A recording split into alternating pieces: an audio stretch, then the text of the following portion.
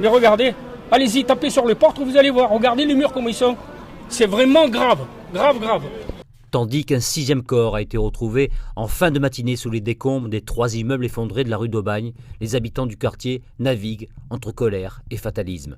Tous ont le sentiment d'être abandonnés par les pouvoirs publics. C'est absolument bouleversant et honteux.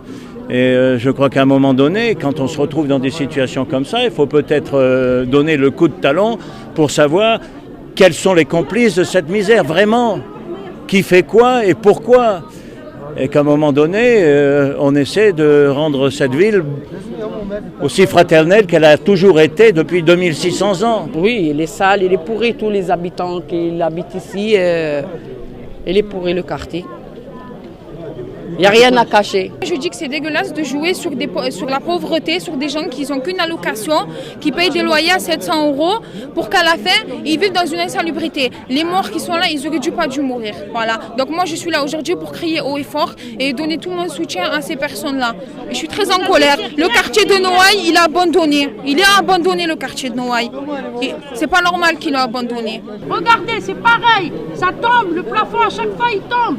Et chaque fois il tombe, regarde, il y a de l'eau qui tombe. Regardez, ça c'est le couloir où j'habitais. Ils ont rien fait, faites quelque chose. Après, c'est la faute de tout le monde. Hein. C'est la faute des politiques, c'est la faute des gens qui louent les appartements à des prix exorbitants alors que les appartements ils sont insalubres. Tout le monde est responsable. Il faut rénover, il faut les respecter ces gens en fait. Parce que là vous voyez bien que c'est du mépris. Ça tombe pas du ciel. Enfin, ce bâtiment, il n'est pas tombé comme ça du jour au lendemain. Aujourd'hui, beaucoup d'habitants du centre-ville de Marseille sont inquiets. Le drame de la rue d'Aubagne a provoqué une véritable psychose qui donne la sensation que d'autres immeubles sont au bord de l'effondrement, à l'image de la rue Pythéas. C'est pas plus ça, ni pourri qu'ailleurs. Là, je pense qu'il y a eu un excès de zèle suite à ce qui s'est passé à la rue d'Aubagne. On devait avoir la réfection de la façade depuis 1 an.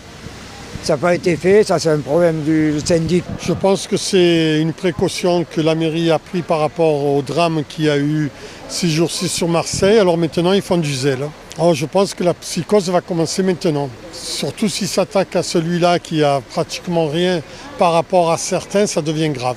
Une autre évacuation précipitée a eu lieu cet après-midi rue de la Palue à l'initiative des marins-pompiers. Ça fait 2 ans qu'ils devaient venir faire les travaux au bâtiment numéro 3 et subitement lundi soir il y avait une cliente qui est passée, il y a une pierre qui lui est tombée dessus et là ils nous demandent de fermer là de suite du jour au lendemain. Pourquoi? On comprend pas. Il fallait que ce qui se passe à la rue d'Aubagne, l'incident, qui revienne de chez nous à la rue de la Palue. C'est pas juste, on comprend pas, on a des enfants, on doit les faire nourrir, j'ai des salariés pareil. Cette nuit, ces habitants vont être relogés en attendant la fin de l'inspection des lieux. À l'heure où je vous parle, nous avons découvert 6 victimes depuis hier matin. 3 d'entre elles ont été identifiées. Il s'agit de 3 locataires, 2 femmes et un homme, dont je ne peux vous donner l'identité par respect dû aux familles. Les recherches, bien sûr, se poursuivent pour retrouver d'autres victimes. Comme vous savez, 5 locataires de l'immeuble étaient selon nous présents au moment du drame. Il est possible également que d'autres personnes aient été présentes dans cet immeuble.